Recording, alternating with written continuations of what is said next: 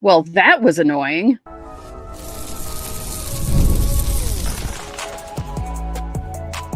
You are Locked On Yankees, your daily New York Yankees podcast. Part of the Locked On Podcast Network, your team every day. Welcome to Locked On Yankees, which is part of the Locked On Podcast Network, your team every day. Thank you for making us your first listen every day. I'm Stacey Gotsulias. He's Brian McKeon. We're both lifelong Yankee fans, and we've seen a lot from the Yankees in recent years. How come this team is always setting new lows in the playoffs? Yeah, it's a bad one. Not gonna lie. I'll rant more about it in segment one.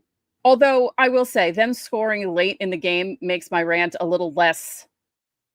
It'll still be, you'll get it. We'll talk about it in a second. Today's episode is brought to you by FanDuel. Right now, new customers can bet just $5. If your bet wins, you'll get $300 in bonus bets to use across the app. Download the app today. So today's show is going to be a postmortem of this awful game. We'll also talk about the other series because we had the late night Mariners-Tigers result from Saturday, and they are playing. We're recording this at 7:35. Their game doesn't start for another half hour. So, yes. And the NL teams had the day off because they have a day between games 1 and 2, which don't get me started on that whole thing. So let's talk about the Yankees.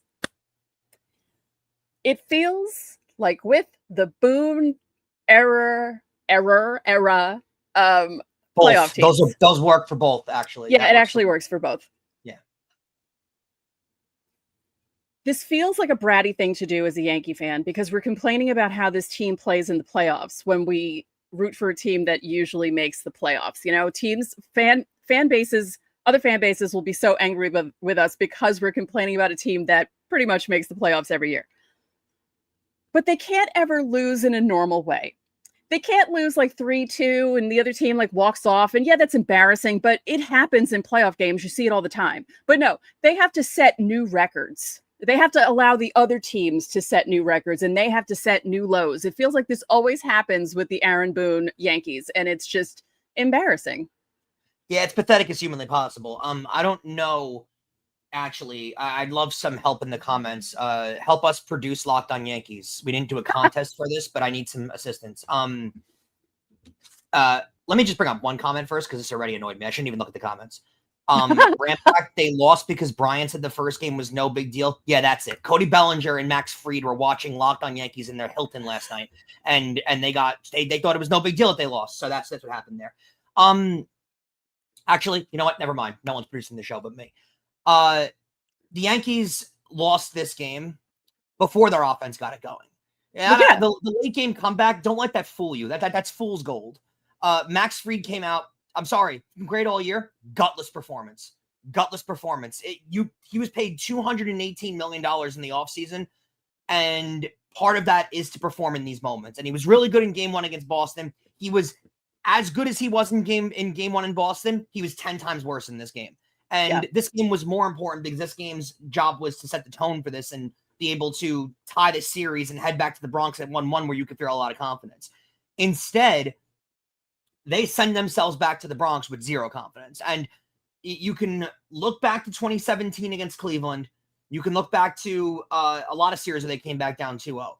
And that felt entirely different than this does. This feels awful. And I don't feel like I was gonna bring up the Cleveland thing because I feel like that one was worse, especially with the way they lost game 2 because of Girardi making that awful non-call and then the grand slam happening. And like this one felt they were out of it early. And you were just thinking to yourself, okay, don't make them score so much. Like, don't let them embarrass you so much that, you know, this has happened before. They've been down, not this particular team, but the Yankees as a whole, they've been down 0-2. They were down 0-2 to Oakland after losing 2 at home in 2001 and ended up winning. Like, this series is still winnable, but this is not a good showing for game 2 when you have your ace on the mound, which yes, that's true. But I feel like the Cleveland loss was so much worse. Well, and the pitching that they had going into that Cleveland one down 0-2 did not look promising. But regardless, that was almost 10 years ago. So moving on. This was as pathetic as possible. I don't know how you have confidence in Fried in a potential game 5, if there is one, on short rest in Toronto. So that could be a whole other storyline that we'd have to go over. Hopefully if we get to that point. let's go to the offense, because for the first 5 2/3 of this game, where Trey Yesavage, who was pitching in his 4th career start and hadn't thrown 20 career innings yet, now had 5 2/3 of no hit ball against the Yankees, including 11 strikeouts. You got utterly embarrassed. And going into this game, if you looked at the pitching matchup of Max Fried versus Trey Yesavage, and I know, top tier prospect, all of the limelight on him, and looked like he could have a really solid career. We all acknowledge that. To let that happen to you if you're Max Fried is utterly pathetic. And to let the offense to let Max Fried look that way is also utterly pathetic. To not be able to, Stacey, they couldn't not hit him. They weren't Ben Ricing this game where you're hitting the balls 110 miles an hour to players and they're just making great plays. The Yankees struck out 11 times. They were awful. They were lifeless up there. They didn't fight. Their at-bats were pathetic. They were effortless. It was one of the worst playoff performances I think I've ever seen them have. They were just not interested in playing today. They were not interested in putting together competitive at-bats. That first inning, they went down 1, 2, 3 like it was nothing in that first inning. And nothing. And then the amount of innings that he was striking out the side. And again, they weren't competitive at-bats, Stacey. And again, his sinker is filthy, and I'm not taking anything away from the pitcher that he is. But you have to show more fight in a postseason game. And it's funny because John Schneider went to their bullpen thinking, I'm going to save this kid because he's been great. Don't let him blow his arm out and everything like that. And the Blue Jays exposed themselves for how bad their bullpen actually is. And I don't know if it makes you feel better or worse as a Yankee fan, because they started scaling that comeback back together, and that's great. But if you don't give up 13 runs in the game, then you might have had an actual chance of coming back in this game because of how bad that Toronto bullpen is. But instead, you let yourself out of that game way too early because you came into this game unmotivated, not ready to compete. And, it shows on the whole leadership group of that entire team. Well, it's not even like unmotivated. Like, do they scout these guys? Like, do they look at film of these pitchers? How are you having at bats like that against this guy? Like, did they not have footage of him? And I know that his major league experience isn't that great. They've got cameras at all these minor league facilities too. So don't act like you don't know what this kid's bringing. Like, it felt like these guys had never faced a major league pitcher before in their lives. They looked that awful. They looked that awful against him. It was so embarrassing. Embarrassing is going to do a shot every time we say embarrassing if you're old enough to do it, because we're going to be saying it a lot. Yeah, you're going to feel great after this. You're going to feel great. Well, you're not going to feel. You're going to feel horrible after this half hour, actually. Well, no, you're going to feel great, and then you're going to feel horrible when you wake up in the morning. Sure. Yeah. I can't give you words for how embarrassing and pathetic a game like this is. It just embarrassing, humiliating, mortifying. Yeah, like it's everything. There's too many synonyms to describe how I feel right now with this effort. I don't feel extremely confident going back to the Bronx. I guess there's a little bit of a benefit that they're going back home. And again, they're going back home. The Jays aren't as good on the Jays are not as good on the road as they are at home. Like, it's like a pretty big discrepancy. It's kind of odd. Mm-hmm. I was joking that the guy in the white t-shirt was back from all those years ago. But here's an interesting stat that MLB Network put up, and that I believe Ollie James put in the comments before the stream started. The Yankees are 0 for 23 against breaking stuff in this series, and they're hitting .370 against fastballs and cutters. Yeah. So guys are just going to throw junk because these guys are going to swing at it, and they are.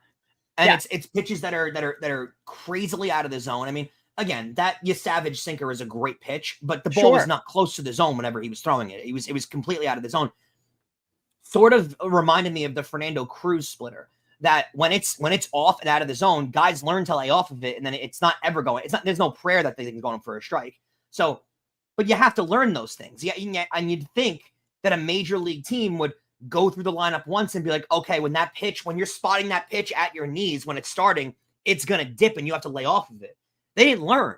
They just kept swinging and swinging and swinging and swinging until it meant nothing. And just another narrative that I'm sure will be painted out there that I want to at least debunk for my own credit. I don't know how you feel. I don't take much credit from the 7 runs they scored afterwards in this game. They were already out of the game at that point. Right. I think John Schneider manages this game wildly different if it's closer. Like, I don't consider that comeback as much of a comeback. It doesn't give me faith going into game 3. Like, oh, well, they scored those 7 runs late, so we'll see what they can do if they can build off of that. I don't take anything from that, to be honest with you. I don't know if you do. If you do, that's fine. To me, it doesn't mean much. I do, because at least they didn't lay down and die and let themselves lose 13-0, because the team could have done that. And that kind of game. Yeah. But I do like that some Toronto fans that I was watching online were kind of panicking just slightly, because they were having flashbacks to Seattle coming back on them after the 8-1 deficit in the second game of the wild card series that knocked them out. And I'm sure they were thinking, oh my God, this can't happen again. But that's the thing. If you keep that game at 8-0 where the Yankees were, you might have had a chance. Like you have to look at it that way. Instead, not you, I'm saying people, I know. And you as in general. Collective you. Yes. Yes. And that's what's frustrating is it did feel like Boone, like once Warren got himself into trouble, and Warren was fine and it saved the bullpen and all that good stuff, even though there's a day off tomorrow. The problem that I have with the whole thing is you leave Warren in to be the sacrificial lamb, and you're basically waving the white flag in the fifth inning. You're calling the game over at that point.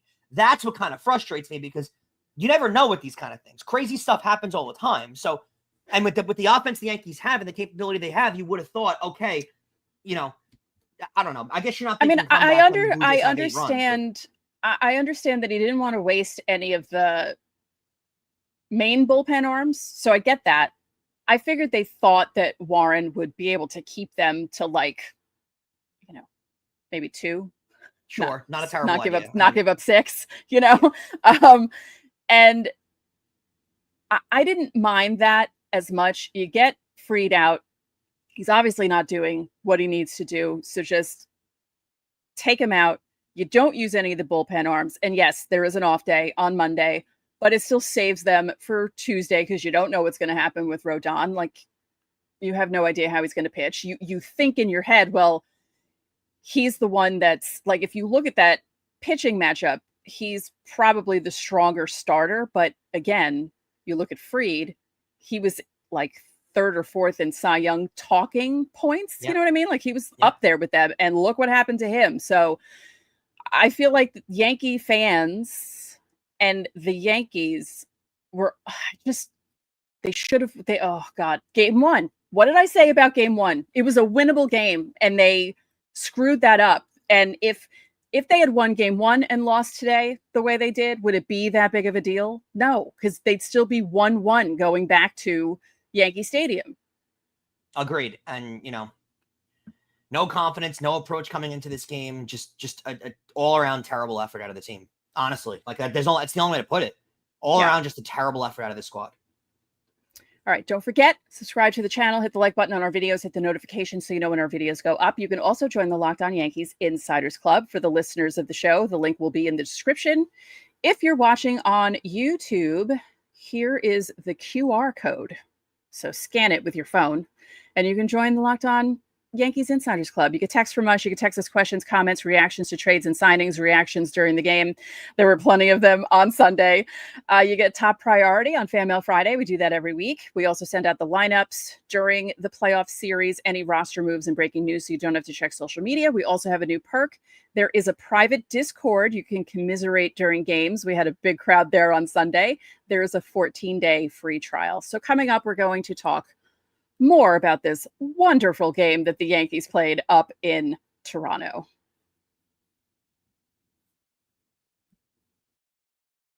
The NFL season is here, and FanDuel has an offer that you don't want to miss. Right now, new customers can bet just $5 and get $300 in bonus bets if you win. That's right. Just pick a bet, put down $5, and if it hits, you'll unlock a $300 worth bonus bet to use across the app. Now, I love using FanDuel because it gives me so many ways to play. I've built parlays, tried player props, and even followed the live lines during the games. Plus, it makes watching football even that more exciting when you got a little bit of juice riding on the games.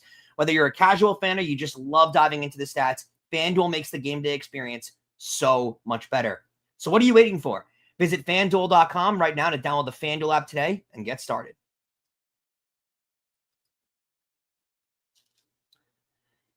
All right, Stacey, I got to ask just straight out front.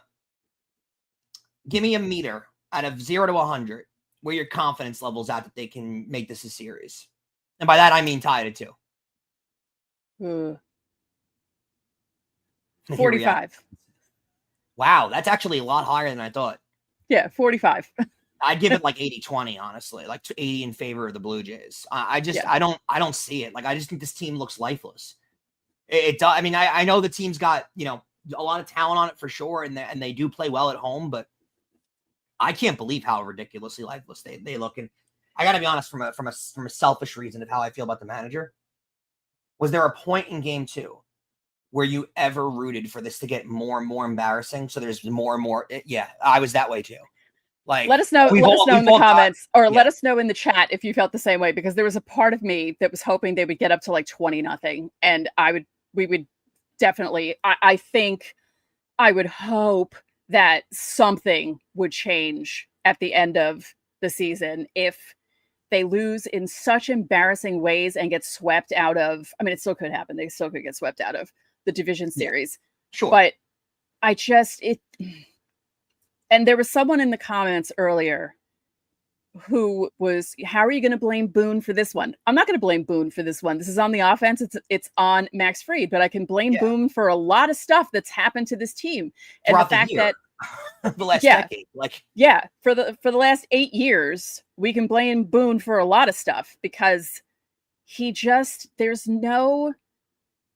there feels like there's no motivation. There's no motivation with this manager. He's just the placating manager. He's nice to them. He doesn't say anything bad about them, which, I mean, I guess you don't want your manager to come out and be like, yeah, this guy sucks, I'm going to take him out of the leadoff spot. Like, he would never do anything like that. But I feel like they're perfectly okay with being okay. When they went through that 2-month swoon, which is a yearly thing now under Boone, was it a yearly thing under Joe Torre? Sure, they'd have like a week where they played bad, but not 2 full months. And this has been happening with Boone 4 out of the last 5 seasons. It's become a pattern with this manager. So something has to give somewhere. Yes?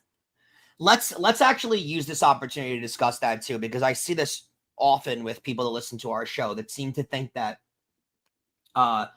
we just take a knee on every single Yankee loss and just blame it on Aaron Boone. It does feel like a lot of the Yankee issues we do go towards Boone for, but A, he's the manager of the team, and B, a lot of them do genuinely have a lot to do with him. So I'm not going to, whenever I see a bad thing happen to this franchise for a specific reason, and I see a reason for it, I'm going to call out what the reason is. I'm not going to try and find another angle because, we've given Boone too much flack lately. Let's give him a rest. No, if it's something that he's at fault for, I'm going to call him out on it. And he's the manager of the team. And I'm going to be honest with you. A lot of you like to have problems with Brian Cashman and what he does. And there's certainly years where we can discuss that. What was the issue this year? Like 2 years ago, even last year, the glaring holes in the roster 100% were there. They didn't have a third baseman the last 2 seasons. Like, left field was non-existent the last 2 years. I get it. And like making trades like the Joey Gallo trade and everything, I get it. There are reasons in the past to have problems with him. What is your problem this season? Where is the glaring hole in the roster? Where is even with major pieces in your starting rotation getting hurt, they still had one of the best starting rotations in baseball, and he fixed it pretty damn well. So I don't know how I sit here and give Brian Cashman flack for it. And if there has to be a blame go to some direction when it comes to these teams not performing. There has to be. And through the only consistent manner that we've seen from starting out 8 years ago to now, there's one pennant in that race. Every year, the team is in the top 2 in their division. They're in the postseason. They're in the wild card. They're a 90-plus win team, other than one season where they missed the postseason. Every other year, and if you want to take the COVID year, I know they didn't technically win 90 games, but they were in the postseason. Take all of that together, and it all results in bad playoff losses, embarrassing moments in the biggest times. Every year involves a swoon. Every single season involves, and again, like Stacey said, we don't mean swoon as in a bad week or 2 stretch, because every baseball team goes through that.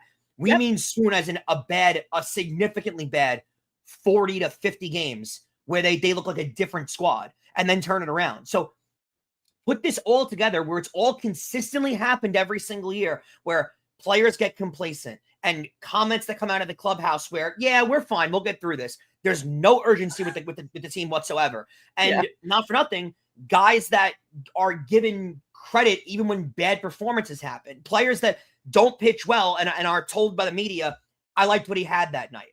And we are not saying to come on and say, Max Fried should be taken out of Cy Young consideration. He was horrendous and awful, and we should think about trying to get rid of his contract. Like, no one's saying to go that hard when you get into your post-game press conference. But there's also nothing wrong with saying Max Fried was god-awful and needs to be better today. And Max Fried would tell you that. So I don't see why there's a problem with that.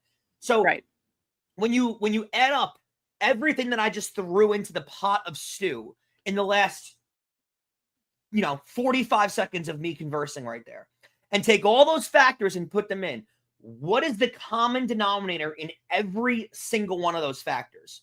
There's been different guys on the roster. There's been different guys in the analytical department. There's been different guys other than Brian Cashman in the front office.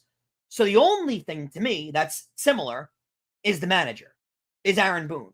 So when I keep seeing comments about how are you guys going to find a way to blame Aaron Boone for this one, I don't know. Every year when they lose in embarrassing fashion somehow, and yes, that includes the World Series year. Yes. Every year, the common denominator is Aaron Boone managing this team. And there are sports franchises that are as iconic as the Yankees that have far less patience with their team than the Yankees have had over a manager who has, quite frankly, done nothing to deserve this level of patience. He hasn't. Joe Torre, they had less patience with him, even though there were years where they started to falter for sure.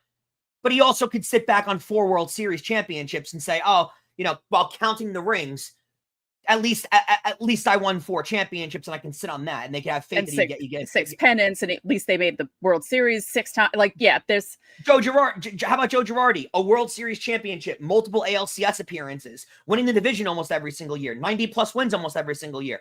Had that to fall back on. What does this manager have to fall back on?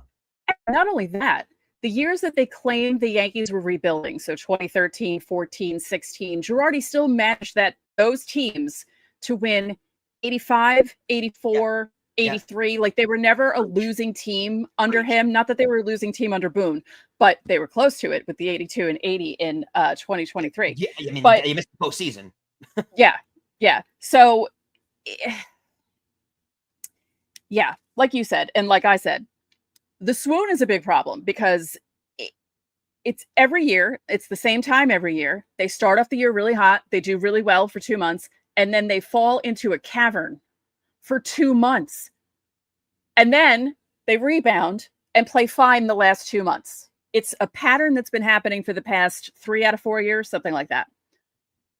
The common denominator is the manager. There's different players on the team. There are different starters in the rotation. Yeah. And it's always Boone because he doesn't, like you said, they come out and they're like, yeah, we'll get through this. When?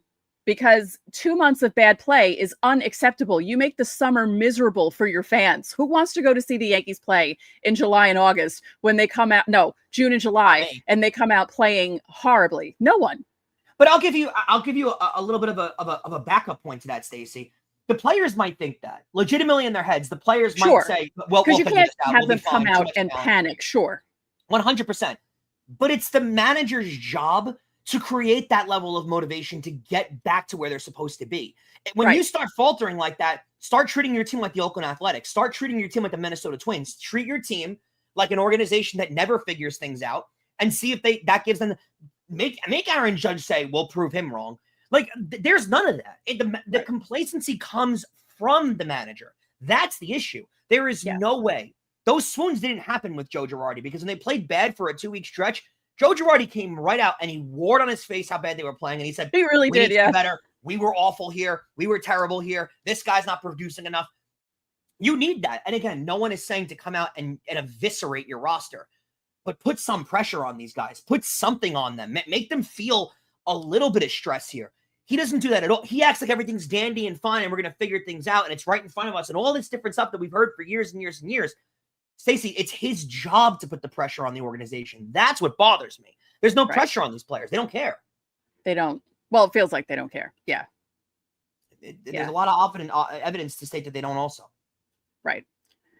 All right. We're going to talk more about this because I had a point. Hopefully I'll remember it during the break. So we're going to talk more about this and we're going to talk about what happened between the Tigers and the Mariners, the Dodgers and the Phillies too, because that happened later on Saturday as well. So we're going to talk about all of that next. Guys, most people can't name all of their financial accounts or even what they're worth. And whether it's your 401ks, properties, or investments, when you don't have the full picture, you can end up leaving a lot of money on the table. And that's why there's Monarch Money. It's an all-in-one personal financial tool that brings your entire financial life together in one clean, easy-to-use interface, either on your laptop or phone. Monarch is built for people with busy lives. And if you put off organizing your finances, Monarch could be just for you. Monarch does all the heavy lifting for you. You can link all your accounts in minutes, see clear data visuals, get smart categorization of your spending, and finally feel in control of all of your money without ever having to touch a spreadsheet. You can maximize investments, increase your savings rate, easily review finances with your partner, and your financial advisor will keep everything in a clear view of your financial health, week to week, long term, whatever you need. Don't let financial opportunities slip through the cracks, and use code one word Locked on MLB at monarchmoney.com in your browser for half off your first year. That's 50% off your first year at monarchmoney.com with code one word Locked on MLB.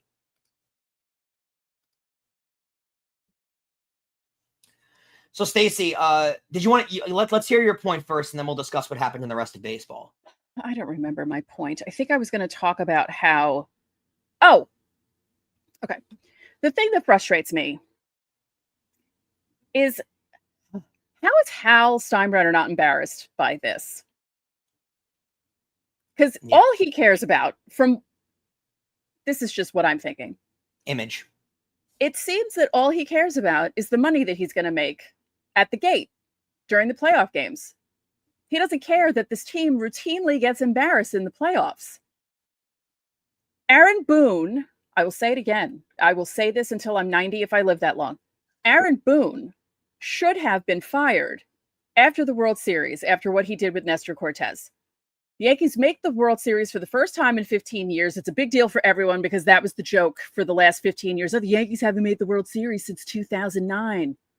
Meanwhile, they made the playoffs a bunch of years. They made the ALCS a few times. And yes, they lost those ALCSs. One they were cheated against. And other ones just had, Derek Jeter nearly broke his ankle off during one of them, and the team just could not recover from that.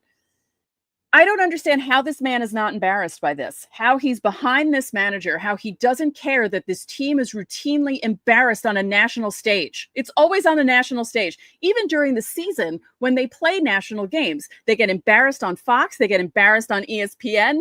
I don't understand. I don't understand what's happening with this team. This team is not this bad. They're not this bad. You have Aaron Judge. You have Cody Bellinger. You have Giancarlo Stanton. You have Jazz Chisholm. You have Ben Rice, who's broken out. Trent Grisham, who's had a breakout year. You have Max Fried, Carlos Rodon. You have a bullpen with David Bednar and Devin Williams. There's no reason for this team to be this embarrassing in this division series. And obviously they have to come back and win the next two or else they're going to go home. Do I feel like they can? Yes. Any team can come back from 0-2 and win 2 games, especially against a team that's not as good on the road. The crowd has to get involved and be as loud as they were during Game 3 against Boston and make these guys feel uncomfortable. The other ones, the Blue Jays, not the Yankees. And get behind the Yankees. From the first pitch, you have to get behind these guys and be like, yes, we're not going to make you think that we think this is over. You have to get behind them. They have to know that the fan base is behind them. That's easier said than done, though, because I don't know if the fan base is going into Tuesday night feeling a ton of confidence, honestly. So it's hard to really garner that motivation for the fan base to be that crazy when, the team doesn't give them a lot of reason to feel that way. I would say this because I like the way you phrased that. I don't like the narrative that gets put out that Hal Steinbrenner doesn't care about winning. He does. Any owner of a team, like we know Hal Steinbrenner's rich. We know he owns the New York Yankees, got plenty of cash. Guys get that. People get that rich because they value money and save their money and obviously handle it very well. But he's not in the business of wasting his money. And, I don't like the narrative that he doesn't care about winning because the man has a $300 million plus payroll every single year and could very easily, many owners are doing it across the entire sport, could very easily have a payroll of $40 million and just lose every year and not care. So you're right.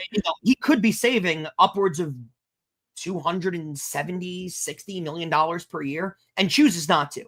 to have a competitive roster. So I don't like hearing that he doesn't care about winning. He does care about winning and would like to win. I think it does matter to him. I don't understand how he doesn't feel the need. And I think he wants to give Cashman the reins and let him do what he wants. I don't understand how he never feels the need to step in and do something. When his franchise gets embarrassed at this level, I'm not going to say he doesn't care about winning. He obviously does. But to not think that something needs to change. And again, there's no one's asking him to be his father and fire managers after a bad 20-game stretch.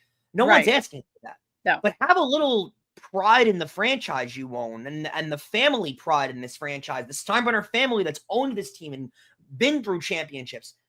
Have a little pride in that. As much pride as you take in retaining Aaron Judge's contract and going out there and signing Garrett Cole and signing Max Fried, giving out tons of money and having a $300 million payroll. For as much pride as you have in that, you need to have that pride in winning and having a stable organization. And I know that you look around the rest of sports and you look at, anywhere from, Real Madrid to the Lakers of the 90s to the Steelers of currently, who tend to all have this common thing in place where those teams are winning organizations who don't change their coaches. And there seems to be a pattern in teams that have long dynasties that don't change their leadership. I get that. But once those teams have a sustained point of losing, they change things up and shake things up. The Yankees are not winning consistently, and they're not winning to what they claim their level is. So but they're also not losing, though. That's the problem, because they keep making the playoffs, and that's good enough because the playoffs are a crapshoot. Yeah. Now here's a stat. Here's a fun stat that will embarrass should embarrass the Yankees. The Blue Jays' 23 runs are the most by a team in the first 2 games of a single postseason. There you go. So congrats to the Yankees for that bit of history making in the division series, the first division series that they play against the Blue Jays, and they come out looking like this in the first 2 games. Wonderful. So let's move on to the other ones quickly. Tigers prevailed on Saturday night, went to 11 innings. I forgot the Ghost Runner wasn't in effect because at first I was like, where's the Ghost Runner? And I thought, oh, right, it's the playoffs. Ghost Runner doesn't exist in the playoffs. And I got a little worried at first because I thought, oh, man, what if this game goes to like 15 or 16? But it only went to 11. And here's a fun fact for all of you. I don't know if you realize this.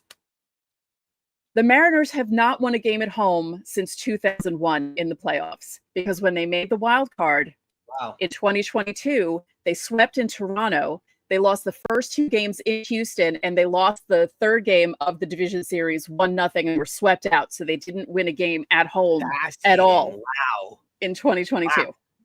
That is a long stretch to go. And now that I said that, they'll probably win tonight. Yeah. Tarek Skubal's going to give up 9 earned tonight. Into his best Max Fried impersonation. That was the crucial game to lose, though, if you're Seattle, because now Skubal goes in game 2 and he gets to go in game 5, and you're going to head back to. Now I know Castillo is going against Skubal, which is a pretty good matchup actually. But that's a tough spot to be placed in if you're Seattle now. Like you're basically up against the wall, forcing yourself to beat Tarek Skubal. That's a pretty tough spot to be in. Yeah, I mean, can it happen? Sure, because anything can happen in the playoffs. But so I thought that fact was interesting because someone had mentioned that they hadn't. What was it? Oh, someone said that they hadn't scored in the playoffs since 2001. I said, well, that's not right, and they meant at home. Because they were shut out in that Houston game. Oh, yeah. Yeah. So that's quite a long time. So maybe they'll win on Sunday night now that I've told you all that stat. The Dodgers came back in the game against the Phillies. They were down 3-2. Teoscar Hernandez hit a three-run home run. And wouldn't you know it, I can't remember who was on second base, but he signaled what pitch was coming, and Hernandez hit the home run. And you know what's funny? No one was complaining about it. When the Yankees were doing stuff like that at second base, it was like, oh my God, send them to jail. But the Dodgers did it, and no one was complaining. Isn't that strange? Wild game. Just like when the Yankees were using the torpedo bats, it was the worst thing in the world. And then people realized that other players were using torpedo bats, and then suddenly it was perfectly fine. That story died off conveniently quick. Yeah. Yeah. So as I said earlier, the NL teams play their game 2 on Monday. They're not playing on Sunday. And both AL teams are off Monday and come back Tuesday, or both series are off Monday and come back Tuesday. So I'm looking forward to it. I need a day off. Yeah. I mean, we'll still be here, but I need a day off from watching baseball, watching my team play. Yeah, it's when they come out like this, it's a slog. Yeah, it's hard to watch. It is very hard to watch this team sometimes. Again, I preferred when I was in my 20s and I was an obnoxious Yankee fan because my team went to the playoffs and went to the World Series and won 4 out of 5 years.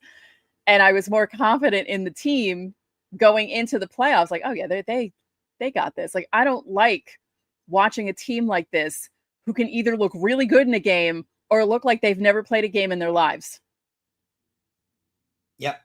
Yep. I mean, I don't have words. They're pathetic. I mean, they looked awful. They looked awful.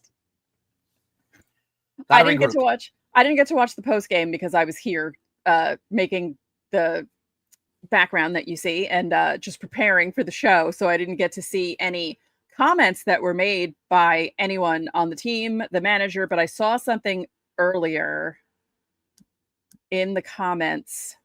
I think Ollie James may have posted it. Where was it? Oh, I think I missed it. I can't find it. Oh, well. Someone joked that the Yankees were you savages in the box and couldn't hit the ball. Yeah, that's a bad one. Yeah. Here. Jimmy Bernard says 23 allowed runs. I'm afraid of game 3. I'm not afraid of game 3 because, like I said, the Blue Jays are a lot better at home than they are on the road for some reason. I don't know why. I think, I know you don't think the 7 runs was a big deal because it was against the bullpen, but I feel like it was because I think it hopefully made them real. Oh, wait. Yeah, we can actually hit the ball, can't we?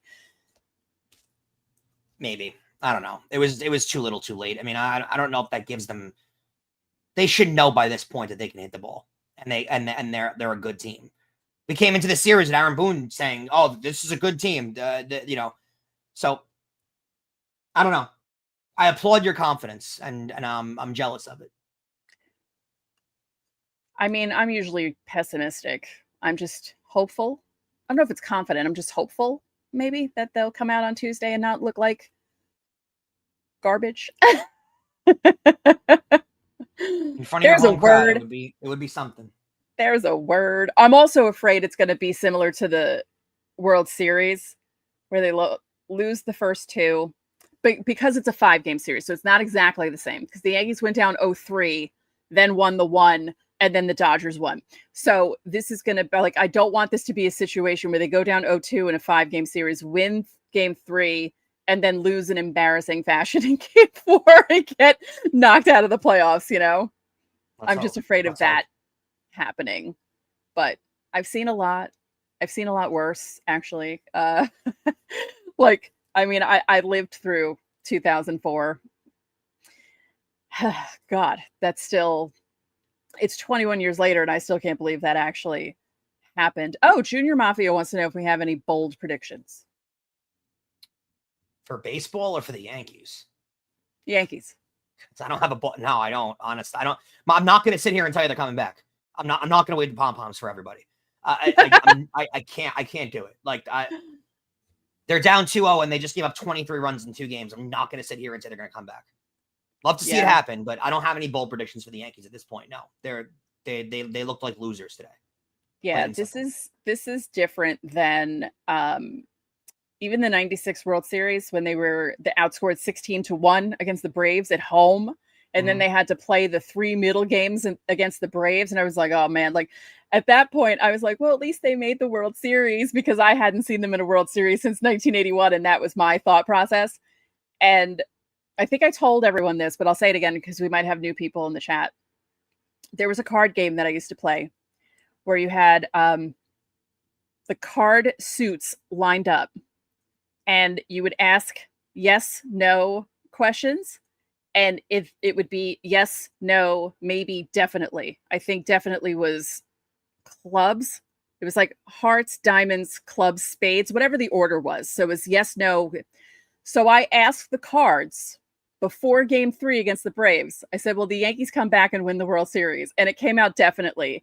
And my college roommate, we lived in a house together the next year, she started laughing. She goes, could you imagine if that actually happened? I said, I hope it happens.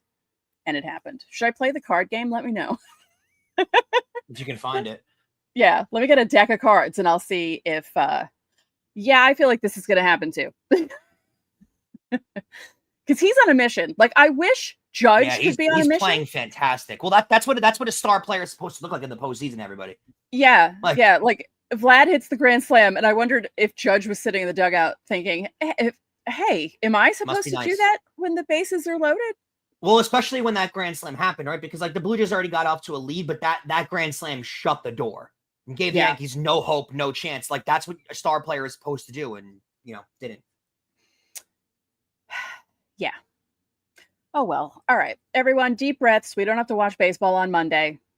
Hooray. Well, we can watch the NL teams, but we don't have to watch the Yankees on Monday. Stress-free baseball is available on Monday. Yes, we can watch stress-free baseball, take a few breaths, not have to worry about Tuesday until Tuesday evening because it's a primetime game.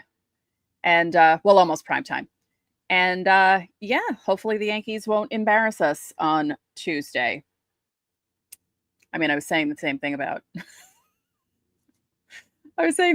Saturday and Sunday, and they didn't listen. So I don't know. Brian, maybe you do need to cut your hair. Yeah. Too late for that. Because it hasn't helped so far. No, maybe you can. Not. Maybe you should go somewhere tomorrow and get your hair cut. Someone actually. So? Maybe it would be a good idea. Maybe I could do that. Yeah, I think maybe you need to cut your hair. I'll think about it. Tune in tomorrow to find out. Yeah, tune in for this becomes Monday's show, even though we're filming it Sunday night. So tune in to Tuesday's show, which will be a preview of Game 3, to see if Brian has chopped his hair off. We'll see. Maybe he'll change. That's right. Rich said that in the chat earlier, that you should cut your hair because it doesn't matter at this point, right? All right, we'll do it. Let's see. Okay. If my barber has an available appointment, I'll consider it heavily. Okay. All right. Well, thank you guys for joining us. There were more than 300 of you in here with us, and I'm sure there were a lot of fans from other teams who were looking forward to making fun of us and, whatever. If your team's not in the playoffs, you have no right to say anything, Met fans. Thank you. Thank you also for making Locked On Yankees your first listen every day. For your second listen, find the all-new Locked On MLB Game Night, every game, every night until the World Series champion is crowned. Are you doing that later tonight? I am. Tune in live to see it after Mariners. Yep. Tune in to watch Brian hosting MLB Game Night. You get local analysis on a national scale, and you can find MLB Game Night on Locked On MLB on YouTube or wherever you listen to your podcast. So that'll do it for this despondent live edition of Locked On Yankees. I'm Stacey Gotsulias. And I'm Brian McKeon. We'll catch you guys tomorrow.